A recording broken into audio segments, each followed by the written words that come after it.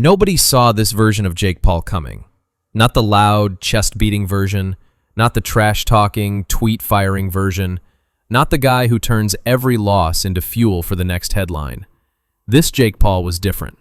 Jaw wired shut, face swollen, words slow and careful. And standing across from him was Anthony Joshua, calm, composed, untouched. The man whose right hand didn't just end a fight, but may have ended an entire boxing chapter. Because when Jake Paul confronted Anthony Joshua after the fight, this wasn't promo. It wasn't hype. It wasn't business. It was closure. And for the first time in Jake Paul's boxing journey, the conversation wasn't about what's next. It was about whether there should be a next. So today, we're going deep into what happened before the fight, during the fight, after the fight, and in that confrontation. Why the broken jaw changed everything, why fighters reacted the way they did, and why this moment feels like the true end of an era people never thought would actually end. And trust me, the deeper you look, the heavier it gets. Let's rewind.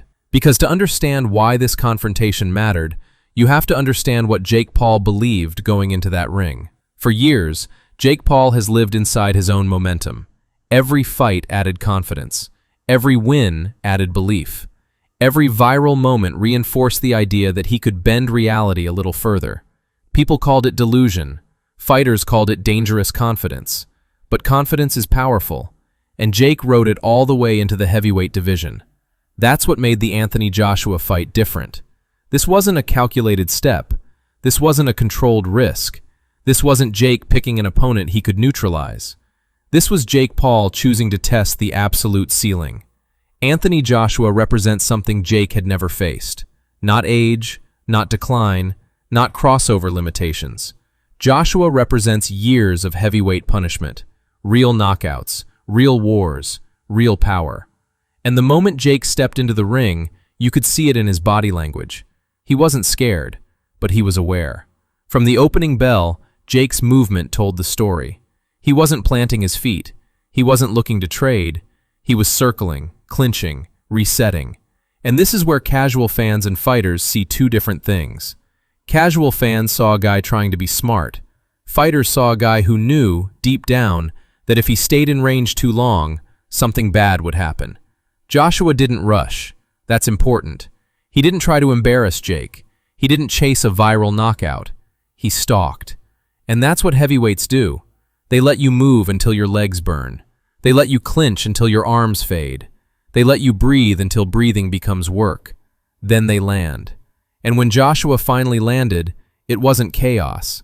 It was inevitability. The first knockdown wasn't shocking. The second wasn't surprising. By the time the fight ended, it felt like gravity finally caught up. But even then, people were still joking. Memes were flying. Jokes were trending. The internet did what it always does. Until the injury news dropped. Broken jaw. Not a fracture you tape up. Not swelling you ice down. A double break. 2 plates. Teeth removed. That's when the laughter slowed. Because fighters know something fans don't always understand. A broken jaw is different. Hands heal. Ribs heal. Muscles heal. Your jaw is your confidence. It's where punches echo. It's where fear lives. It's where memory sticks. And that's when the conversation around Jake Paul changed tone. When Jake skipped the press conference and drove himself to the hospital, people close to him knew something was wrong. Jake doesn't disappear. Jake controls narrative. But this time, there was nothing to control. The X-rays said everything. And then came the surgery. Jake posted updates thanking doctors, making light of liquid diets, trying to keep the energy up. But again, something was missing. No call-outs, no timelines, no "I'll be back." And when Jake finally crossed paths with Anthony Joshua after the fight, it wasn't public. It wasn't filmed. But it was described by people who were there. They said Jake didn't confront Joshua with anger. He confronted him with honesty. Jake acknowledged the power, the size, the difference. And according to those present, Jake said something simple that hit hard. He said he didn't expect it to feel like that. That line matters, because every fighter remembers the first time they realize they're in deeper water than they thought. Joshua listened, and Joshua didn't rub it in. He didn't flex.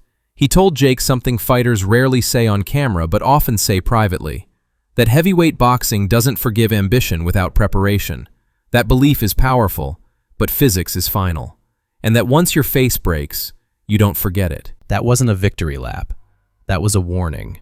And that's why this confrontation wasn't dramatic. It was sobering.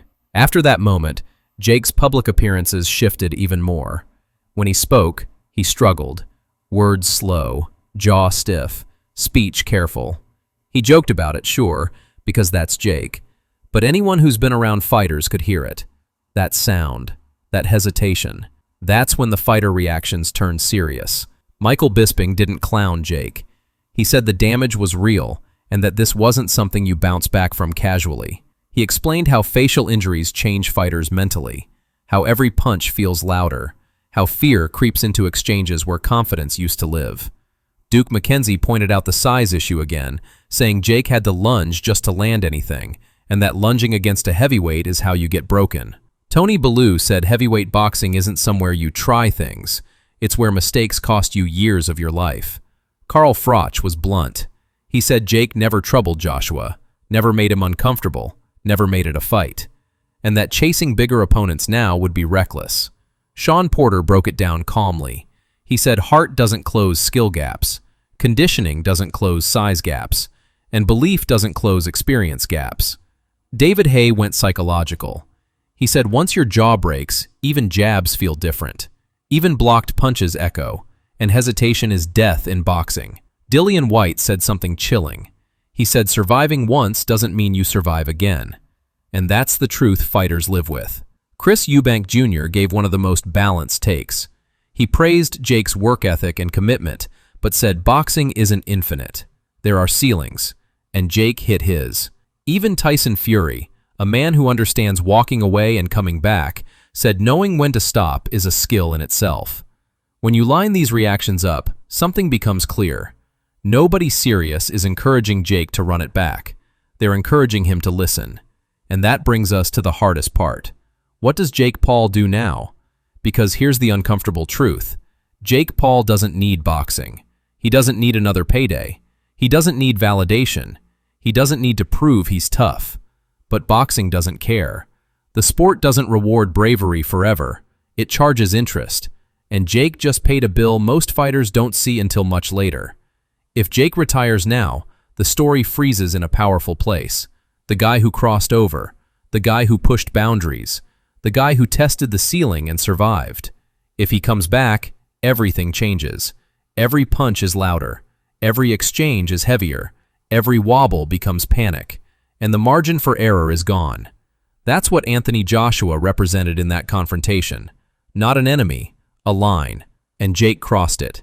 So whether Jake Paul officially retires, quietly steps away, or takes one last controlled fight, one thing is undeniable. The Anthony Joshua fight didn't just knock him out. It forced him to see the cost. And when Jake Paul confronted Anthony Joshua, that cost became real. This wasn't trash talk. This was the moment the experiment met reality, and reality doesn't care who you are. And here's the part that makes this hit differently from any other Jake Paul moment. For the first time, Jake isn't in control of the narrative. For years, he's been able to spin everything. Wins became proof. Losses became motivation. Criticism became fuel. Even setbacks turned into content. But you can't spin X-rays. You can't spin titanium plates. You can't spin the fact that you're struggling to talk weeks after a fight. That's when boxing stops being a game. That's when it becomes personal. People close to Jake have said something interesting in the days after that confrontation with Joshua. They said Jake hasn't been angry. He hasn't been bitter. He hasn't been plotting revenge. He's been quiet. And silence is rare for someone whose entire career has been built on noise. That silence tells you this moment landed. Because when a fighter goes quiet after a loss, it usually means one thing. They're replaying everything. Every decision. Every step up. Every time they ignored a warning. Every moment where confidence pushed them past caution. And that's where the Anthony Joshua fight becomes more than just a result. It becomes a mirror. Jake believed something going in. That belief carried him far. But belief only works until it meets something heavier than itself. Joshua wasn't just heavier physically. He was heavier in experience, heavier in consequence, heavier in reality. And that's why the punch mattered. Not because it knocked Jake down, but because it knocked an illusion loose. When Jake confronted Joshua, it wasn't about blame. It wasn't about anger. It was about recognition. Recognition that this wasn't a bad night. Recognition that this wasn't unlucky timing. Recognition that this wasn't a rematch situation. It was a boundary. Fighters talk about this moment all the time, but rarely when it's happening.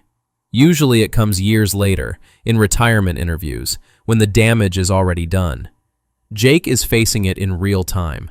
That's why fighters reacted the way they did. Not with laughter, with empathy.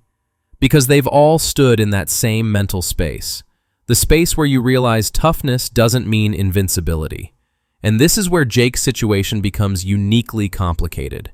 Most fighters don't have a choice. They fight because they need to. They fight because there's nothing else. They fight because stopping means starting from zero. Jake doesn't have that problem. He has money. He has platforms. He has businesses. He has options. And ironically, that makes this decision harder. Because when you can walk away, walking away becomes a statement. It's not forced, it's chosen. And fighters understand that choice carries its own weight. That's it for today. Let me know in the comments, did Anthony Joshua end Jake Paul's boxing career? Or does Jake still have one final, smarter chapter left? Subscribe to Fight Fury for real boxing stories, raw reactions, and moments that change careers. Until next time.